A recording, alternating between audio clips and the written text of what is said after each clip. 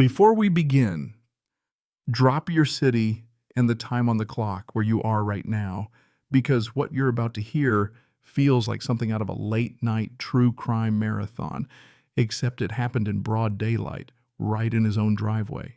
He stands there staring at the old RV his father called the Wanderer. It had been sitting idle for years, a 30-foot beast of steel and sentiment. He plans to clean it, photograph it, maybe list it for sale. Instead, he finds the blackout curtain slightly crooked, a telltale sliver of light peeking out.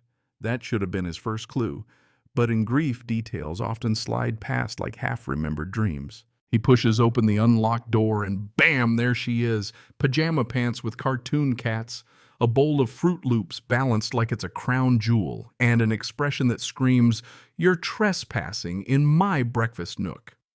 She stares at him with the kind of annoyance usually reserved for telemarketers or people who spoil TV finales.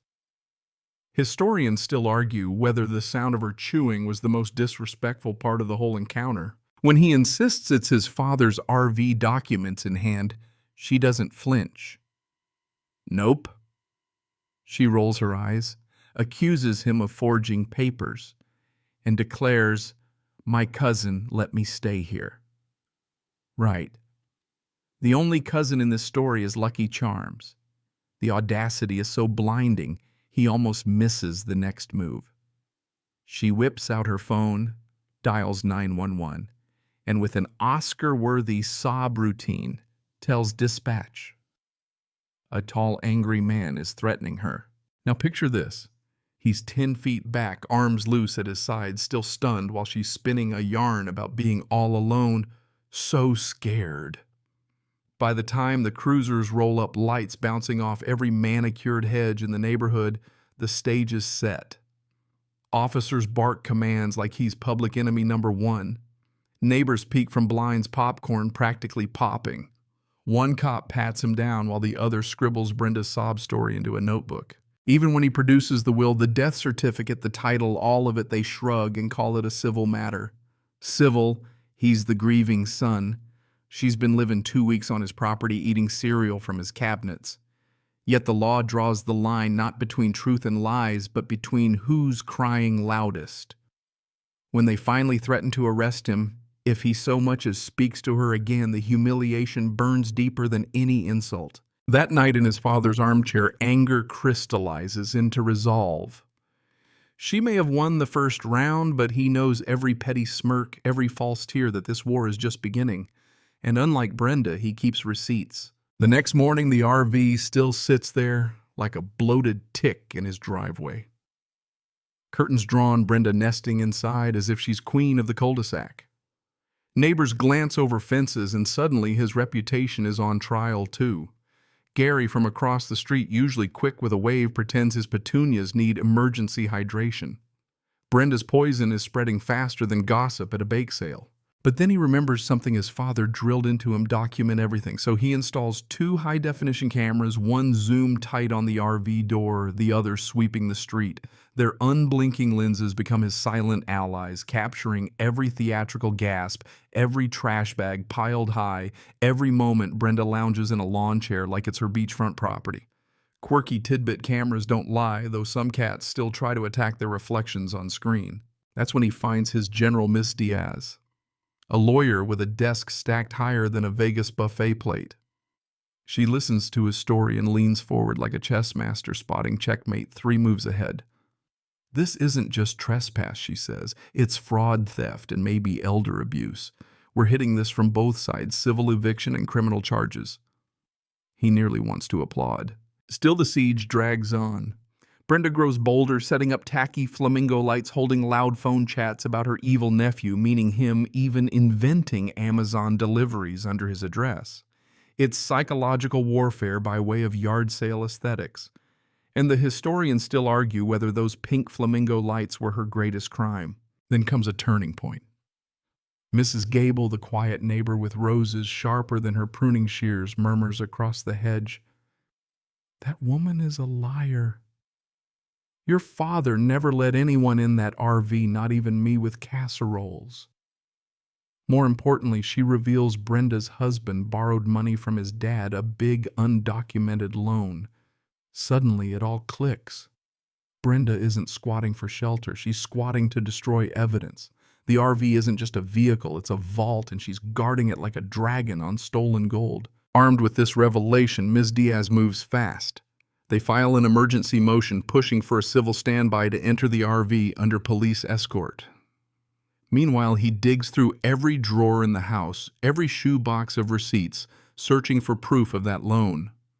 Nothing. Which only means one thing: if the record exists, it's inside the RV. And Brenda knows it.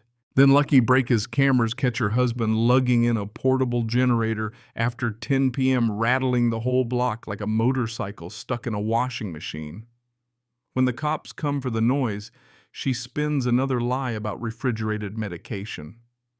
But this time, the footage is undeniable. For the first time, her fortress of fiction shows cracks. And he knows the moment is coming when the truth will tear the whole thing down.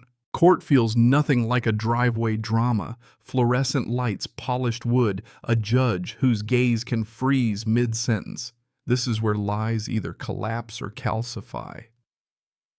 Brenda shuffles in, dolled up in a pantsuit that looks borrowed from a thrift store clearance rack, her smarmy lawyer at her side. Her husband sulks in the back row, arms crossed like a kid told recess is canceled. Her attorney spins the familiar fairy tale fumigated home, kind cousin, big scary nephew. But Ms. Diaz is surgical. Out come photos of Brenda's perfectly fine house windows, open her husband mowing the lawn. Then the kicker: security footage of the roaring generator, Brenda lying about life-saving medication. The courtroom cringes at the noise. The judge arches a brow. Historians still argue whether Brenda's wince in that moment was genuine panic or just a popcorn kernel stuck in her teeth. The judge grants a civil standby. Deputies escort him to the RV, Brenda spitting venom at the steps. The smell inside nearly knocks him back: rot smoke, fast food wrappers. Yet above the driver's seat, just where his father once told him, he finds the fireproof lockbox. Heavy, important. Brenda's eyes widen in real fear. And when he opens it, back inside the house, trembling, he finds the ledger. Page after page, neat handwriting, $40,000 loaned to Brenda's husband, almost no repayment. At the bottom, he says it was a gift. I fear I've made a grave mistake. His father's words, heavy as stone. That book flips the war. Ms. Diaz files new motions: fraud, theft, restitution. The DA salivates at the evidence. Within weeks, assets are frozen. Brenda's lawyer quits and her marriage implodes. Her husband bolts. She's left alone in the RV fortress. Eventually, an eviction notice slaps her door and the bravado drains away. She packs cheap belongings into a rusting sedan, drives off without a glance back. He reclaims the wanderer, scrubbing filth until his hands blister, ripping out carpet, restoring dignity inch by inch. Deep in the cushions, he finds a cracked photo of his smiling parents in front of the brand new RV. He places it on the dashboard, guardian of their dream.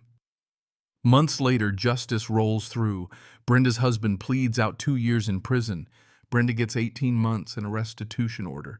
She once weaponized lies, but now even her freedom is collateral. Finally, the wanderer gleams again. On a crisp autumn morning, he locks his father's house for the last time and turns the key in the RV ignition. The engine hums steady, the highway beckons west. Rolling hills give way to endless sky, and with each mile, the grief loosens its grip. Brenda tried to twist his father's memory into corruption. Instead, she forged his resolve. He drives toward national parks. His father never saw the ledger of betrayal, now transformed into a compass of resilience. The wanderer's journey at long last has begun, and in the quiet of the open road, he feels his father riding with him, smiling at the horizon.